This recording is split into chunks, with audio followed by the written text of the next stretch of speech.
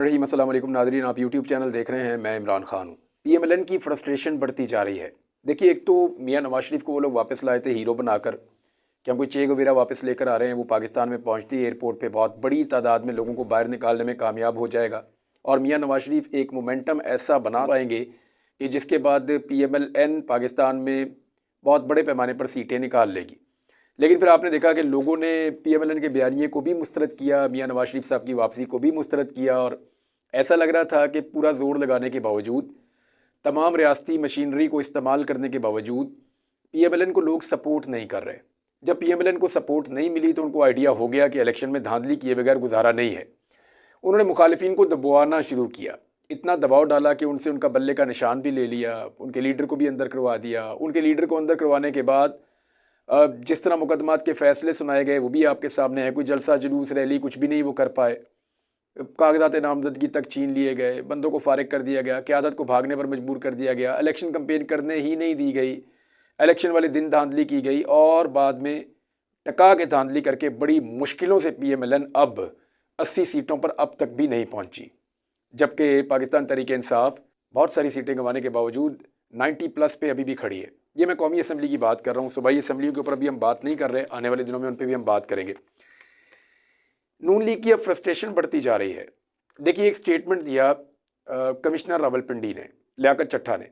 लियाकत चट्टा के स्टेटमेंट के बाद बनता तो ये था कि पाकिस्तान तहरीक इंसाफ के मौक़िफ़ की तायीद हुई थी तो तहरीक इंसाफ की क़यादत बैठती और बैठकर एक प्रेस कॉन्फ्रेंस करती है और वो बैठकर कहते हैं कि जनाब हमारे साथ बड़ी ज़्यादती हुई है। लेकिन हमने ये देखा कि इलेक्शन कमीशन भी जल्दी नहीं बोला, जिनके ऊपर एलिगेशन लग रहा था।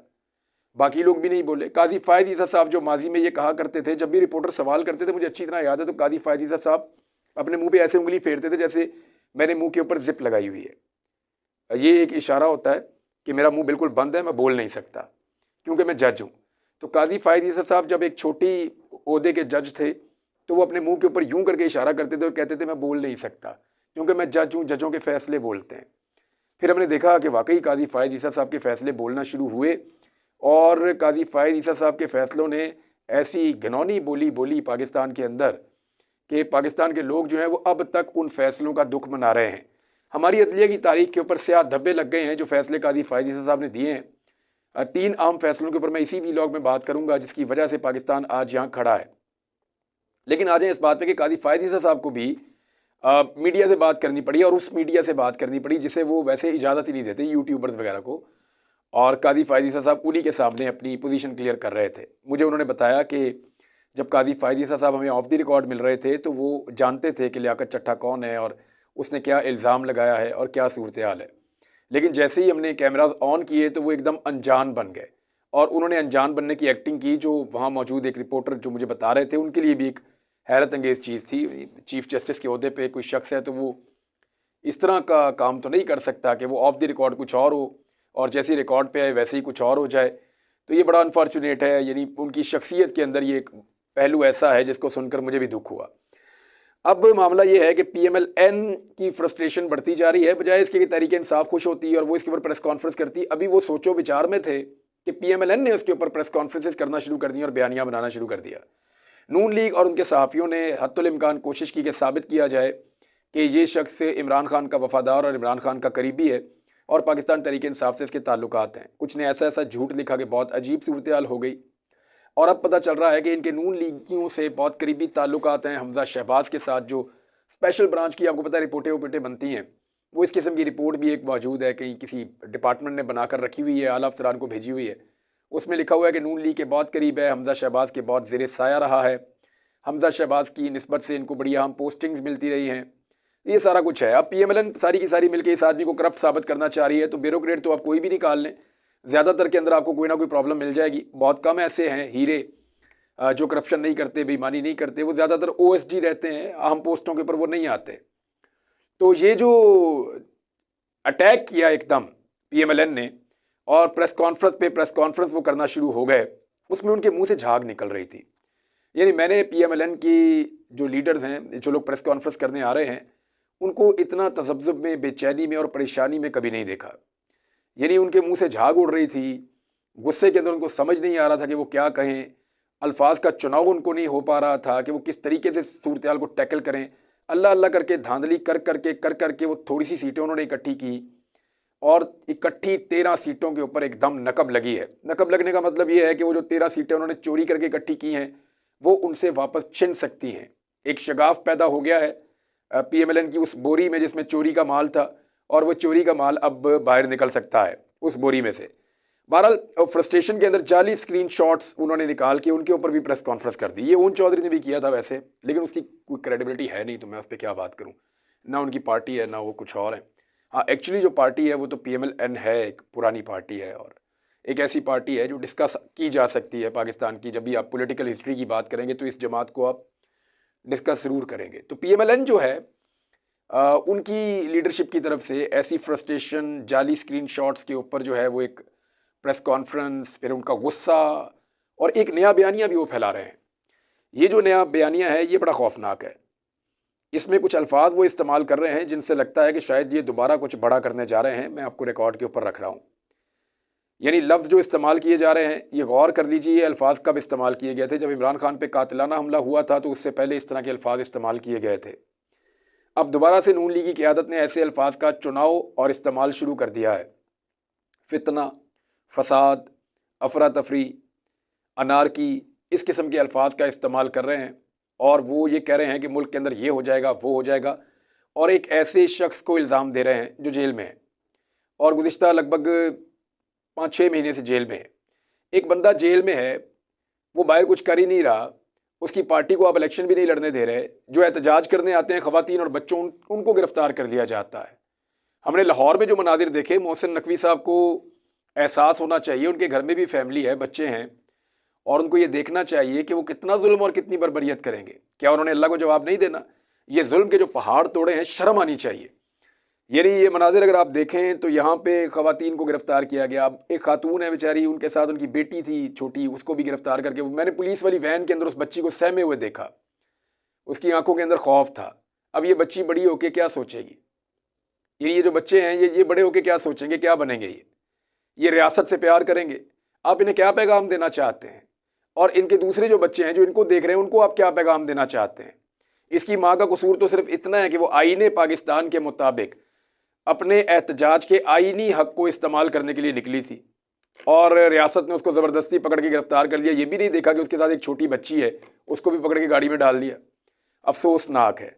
बुजुर्गों को जैसे गिरफ्तार किया गया, ओवरसीज़ पाकिस्तानी जो एहतजाज कर रहे थे उनको जैसे गिरफ्तार किया गया। एक बाप है, वो गाड़ी के अंदर आ रहा था, उनकी गाड़ी में तहरीक इंसाफ का झंडा था, तो पुलिस वाले ने बच्चों के सामने उसको गाली दी और गाली दे के निकाल के घसीट के उसको ले जाके अपनी गाड़ी में बंद कर दिया। उसकी बीवी दुहाइयाँ देती रही कि भाई हमारे पास झंडा है पीटीआई का सिर्फ, और हमें गाड़ी भी नहीं चलानी आती, मेरे बच्चों को भी, मुझे भी, हम गाड़ी के अंदर ही रह जाएंगे। और पुलिस वाले उसके शौहर को लेकर निकल गए। यानी इस किस्म की चीज़ें तो हमने पाकिस्तान में कभी नहीं देखी थी। शर्म तो आती थी पुलिस वालों को, गैरत भी आती थी, लेकिन इस लेवल पे जाके इतने क्या ये मजबूर हो गए हैं? इनको एहसास भी नहीं हो रहा, इन्हें तरस भी नहीं आ रहा आवाम के ऊपर, और लोग अपना आईनी हक इस्तेमाल कर रहे हैं। उनके खिलाफ जो है इस किस्म की हरकतें, अभी पीएमएलएन ने जो मैं आपको कह रहा था कि बयानिया जो शुरू किया है उसमें सर कलम होना चाहिए इमरान का, यहाँ तक पहुँच गए हैं। देखिए ये बहुत तशवीशनाक है। इमरान खान पाकिस्तान के सबसे बड़े लीडर हैं, चारों सूबों में उनकी जमात की ताकत है। इस वक्त अगर कोई एक आदमी पूरे पाकिस्तान की आवाज़ है या पूरे पाकिस्तान के अंदर उस एक आदमी की बात सुनी जाती है तो वो इमरान खान है। मुल्क को इस वक्त इस बहरान से कोई निकाल सकता है तो वो इकोनॉमिस्ट भी यही कह रहे हैं, जितने सर्वेस करवाए गए हैं उनमें भी यही कहा जा रहा है। पाकिस्तान के अवाम का भी यही मानना है कि इस वक्त इस मुल्क को बहरानों से इमरान खान निकाल सकता है। वो इसलिए कि लोगों का उसके ऊपर एतमाद है। वो माशी बहरान से निकाल सकता है, समाजी बहरान से निकाल सकता है, लॉ एंड ऑर्डर के मामलात को ठीक करवा सकता है, जो एक बेचैनी की फिजा है पाकिस्तान में उसको दूर कर सकता है, लोगों का कॉन्फिडेंस वापस बिल्ड कर सकता है। टाइम लगेगा लेकिन चीज़ों को ठीक कर सकता है वो, और उसमें ये कैपेसिटी है, लोगों को लगता है। इसी वजह से लोगों ने इतने बड़े पैमाने पर इमरान खान को वोट डाले हैं। अब एक ऐसा लीडर जो जेल में है और एक ऐसी जमात जिसकी हुकूमत बनने वाली है, जो हुकूमत में लाई जा रही है, बस आप यही समझ लें, उस जमात के तर्जुमान ने जब ये कहा कि उसका सर कलम कर दिया जाए तो समझ लीजिए कि इमरान खान की जान को ख़तरा है। ये जो हुकूमत बनने जा रही है, इस हुकूमत से इमरान खान की जान को ख़तरा है। अगर इमरान खान को कुछ भी होता है तो मरियम औरंगज़ेब का ये बयान पीएमएलएन के गले का फंदा बन जाएगा, और इस लेवल के ऊपर कभी नहीं जाना चाहिए कि इस किस्म के स्टेटमेंट्स दिए जाएँ। फ्रस्ट्रेशन अपनी जगह पे, क्योंकि इलेक्शन वो हार गए हैं, ज़बरदस्ती उन्होंने सीटें इकट्ठी की हुई हैं चोरी का माल जो है उनका पकड़ा जा रहा है। अब उल्टा चोर को कोतवाल को डांटे तो वो शोर मचाना शुरू हो जाते हैं। ये फ्रस्ट्रेशन ज़रूर निकालें, लेकिन एक लेवल तक जाएं, उससे आगे ना जाएं। क्योंकि अब फजलुर रहमान साहब ने जो स्टेटमेंट दिया उसकी तस्दीक राजा रियाज साहब ने भी कर दी है। राजा रियाज साहब जो हैं वो नईम भट्ट साहब से बात कर रहे थे, सीनियर जर्नलिस्ट हैं। उनसे बात करते हुए उन्होंने कहा जी बिल्कुल यही बात राजा रियाज साहब ने कहा, हमें जब मुलाकात हुई तो फजलुर रहमान साहब ने हमें भी बताई थी, और उन्होंने बात की तस्दीक की कि जो फजलुर रहमान साहब ने बात की है ये पहले से हमें पता थी। तो जो बातें इस वक्त बलोच सरदार कर रहे हैं ना, वो तो कोई लेवल ही नहीं मैच करता। यानी अगर आप सुने, मैं तो वो बात कहना भी नहीं चाहता। जो बात महमूद खान अचकज़ई साहब कह रहे हैं, जो बात अख्तर मेंगल साहब कह रहे हैं, जो बात रईसानी साहब कह रहे हैं, और जो बातें बलूचिस्तान के नौजवान कह रहे हैं, मेरे ख्याल में रियासत पाकिस्तान को होश के नाखून लेने चाहिए और ये धांधली वाला सिलसिला रोक कर लोगों के दुखों का मुदावा करना चाहिए, और लोगों को उनका जो इस्तिस्वाब राय का हक है कि उन्होंने खुद फैसला करना है अपने मुल्क का और अपने मुस्तकबिल का, वो उनको लौटा देना चाहिए। और उसका सबसे आसान तरीका फॉर्म 45 है। PMLN के लोग ये तो कहते हैं कि धांधली नहीं हुई, लेकिन जैसे ही उन्हें कहा जाता है कि अपने फॉर्म 45 ले आएँ तो वो फॉर्म 45 लाने से इनकार कर देते हैं।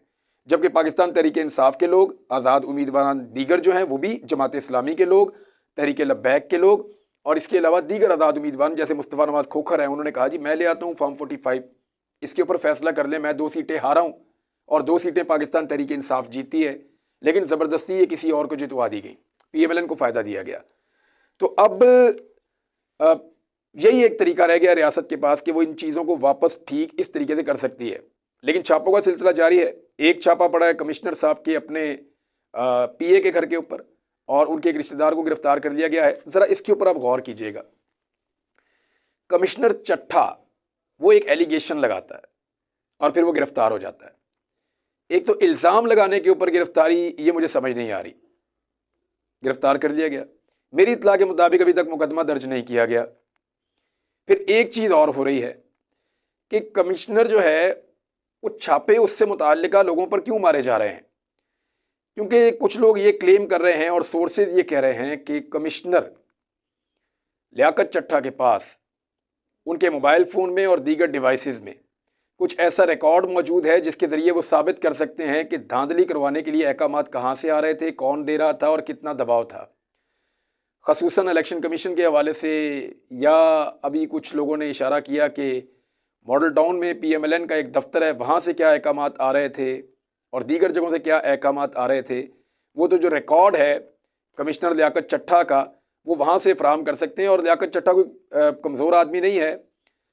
मेरे ख्याल में अगर उसने ये सोचा है और ये ज़मीर की आवाज़ पे अगर किया है तो फिर लियाकत चट्ठा के पास ज़रूर ऐसे सबूत मौजूद हैं जिनको वो अदालत में पेश कर सकता है। और इसीलिए लियाकत चट्ठा को एहतियातन गिरफ्तार किया गया और उसके बाद छापे मारे जा रहे हैं मोबाइल फ़ोन छीनने के लिए, डिवाइसेस को काबू करने के लिए। देखना होगा कि लियाकत चट्ठा के पास क्या है और वो क्या चीज़ पेश करते हैं। अच्छा, ये थे कमिश्नर रावलपिंडी। जो RPO रावलपिंडी हैं वो भी छुट्टी पर चले गए हैं, 15 दिन की छुट्टी लेकर। यानी ये भी एक, और ओवरसीज़ पाकिस्तानी पूछ रहे हैं कि जनाब ये कौन से मुल्क में आ रहे हैं, ज़रा ये बता दें मेहरबानी करके, हमने इनका इस्तकबाल करना है। उनकी छुट्टी भी ख़राब कर देंगे ओवरसीज़ पाकिस्तानी। लेकिन मामला ये है कि RPO रावलपिंडी का इस तरह अचानक छुट्टी पर जाना और कमिश्नर का जो है वो इस तरह का एक बड़ा पोल खोल देना, ये चीज़ें कहीं एक रास्ता तो नहीं खोल रही कि दीगर जो ब्यूरोक्रेट्स हैं, बाकी सब लोग वो भी इसी रास्ते पर चल पड़े। क्योंकि ROs जो हमने रात के देखे बैठे हुए कि वो एक प्रेस कॉन्फ्रेंस कर रहे थे, तो वहाँ भी 2-3 सवाल पैदा हो गए। एक ये कि इन ROs को इकट्ठा किसने किया, या ये इकट्ठे कैसे हो गए, इन्हें ये ख्याल कैसे आया कि हम सबको इकट्ठे होकर एक प्रेस कॉन्फ्रेंस करनी चाहिए इनकी बला से। जो कमिश्नर जाने और हुकूमत जाने और इलेक्शन कमीशन जाने, इनके ऊपर तो इल्ज़ाम भी कोई नहीं लगाया। ये इकट्ठे कैसे हुए, मीडिया को किसने बुलाया, इन सबका मीडिया से क्या ताल्लुक था, फिर इन्होंने इकट्ठे होकर एक जगह बैठ के एक टाइम पे प्रेस कॉन्फ्रेंस कैसे की, और उसके अंदर जो इनके चेहरे हैं वो सारा सच बोल रहे थे। बेचारों के मुंह उतरे हुए थे, डरे हुए, सहमे हुए, परेशान किस्म के वो ROs थे। लेकिन इसके बावजूद जो है उनसे एक प्रेस कॉन्फ्रेंस करवाई गई और उन्होंने एक प्रेस कॉन्फ्रेंस की है। अब आ जाए इस बात पे, छापे शेर अफजल मरवत के घर पे छापा पड़ा, वो ज़ख्मी भी हो गए हैं। अली अमीन गंडापुर का अभी तक कामयाबी का नोटिफिकेशन नहीं आया। भारत खैबर पख्तूनख्वा के कामयाबी के नोटिफिकेशन MPS के आ रहे हैं। अली अमीन गंडापुर का लटकाया गया है। मेरे ख्याल में रीज़न यही है कि वो इमरान खान के वजारत आला के उम्मीदवार हैं। PSL के हवाले से खबर आ रही है कि जो पाकिस्तान क्रिकेट लीग हो रही है उसमें जो नौजवान हैं वो इमरान खान के नारे लगा रहे हैं, तेरा यार मेरा यार, कैदी नंबर 804। फिर एक वो लगाते हैं कि मरियम के पापा चोर हैं, ये वो नारा लगाते हैं। इसके अलावा दो चार और नारे हैं वो लगाते हैं। तो वो क्रिकेट का मैदान है, वहाँ पे क्रिकेट होनी चाहिए, लेकिन वहाँ पे अब क्योंकि पाकिस्तान में सियासी शऊर इतना ज़्यादा आ गया है और हाल ही में इलेक्शन हुआ है, तो ऐसे में नौजवानों की जहाँ पे भी बड़ी तादाद इकट्ठी होती है। सुबह हम नाश्ता करने के लिए गए थे एक होटल में, यहाँ लाहौर में है, हाजी चने वाले बरकत मार्केट में। उधर लोग नारे लगा रहे थे, यानी वो लोग अपना नाश्ता भी कर रहे थे, नौजवान जहाँ इकट्ठे होते हैं वो नारेबाजी शुरू कर देते हैं। वो भी हम सुन रहे थे, सुबह देख रहे थे। तो जब क्रिकेट के मैदान में नौजवान इकट्ठे हुए तो वहाँ पे भी उन्होंने नारेबाजी की। भी पुलिस ने आके उनके साथ जो है वो सख्ती भी की, वहाँ की इंतज़ामिया ने उनके साथ मार कुटाई भी की है, उनको खींचातानी भी उनके साथ की है। अब एक कंपेन चल रही है कि PSL का बाइकआउट कर दिया जाए पाकिस्तानियों की जानिब से। देखें, ये पाकिस्तान का गेम है और हमें इसको प्रमोट करना होता है। हालात कैसे भी हों, कितने भी मुश्किल हों, हमें अपने मुल्क को किसी जगह पे भी नुकसान नहीं पहुंचाना। PSL की बाइकआउट करने की बजाय आप अपना एहतजाज ज़रूर रिकॉर्ड करवाएं, और उसके 100 और तरीके हैं, लेकिन कोई ऐसी चीज़ ना की जाए। पूरी दुनिया के अंदर लोग देखते हैं, हमारे ये मैचेस जितने ज़्यादा लोग देखेंगे दुनिया में उतने ज़्यादा मकबूल होंगे और हमारी ये गेम उतनी ज़्यादा आगे बढ़ेगी। हुकूमत आज ये बन गई है, ज़बरदस्ती बनाई गई है। हो सकता है ये हुकूमत संभाल पाए शहबाज शरीफ, या हो सकता है ना संभाल पाए। हो सकता है कोई और हुक्मरान आ जाए, पाकिस्तान तहरीक इंसाफ की सीटें वापस मिल जाएं, वो हुकूमत में आ जाएं, बहुत मुमकिन है। तो ये PSL भी इधर ही रहेगा, मुल्क भी इधर ही रहेगा, क्रिकेट भी इधर ही रहेगी, क्रिकेट के फैंस भी इधर रहेंगे। जहाँ तक फैंस हैं उनको चाहिए कि वो मैचेस देखें, और जहाँ तक हुकूमत है उनको बर्दाश्त करना चाहिए कि लोग कोई भी नारा लगा सकते हैं। पाकिस्तान में डेमोक्रेसी है, आज़ादी इज़हार राय है, कोई आदमी कोई भी नारा लगाना चाहे तो उसको नारा लगाने से रोकना नहीं चाहिए। काजी फ़ायद इज़ा साहब ने जो 2-3 चीज़ें की हैं वो चीज़ें मैं आपको अगले वीलॉग में बताता हूँ, क्योंकि वो चीज़ें बड़ी इंपॉर्टेंट है। इनको मैं रोक लेता हूँ और अगले वीलॉग में कुछ चीज़ें और आपके साथ शेयर करता हूँ। अब तक के लिए इतना ही। अपना ख्याल रखिएगा, अपने इस चैनल का भी। अल्लाह हाफ़िज़।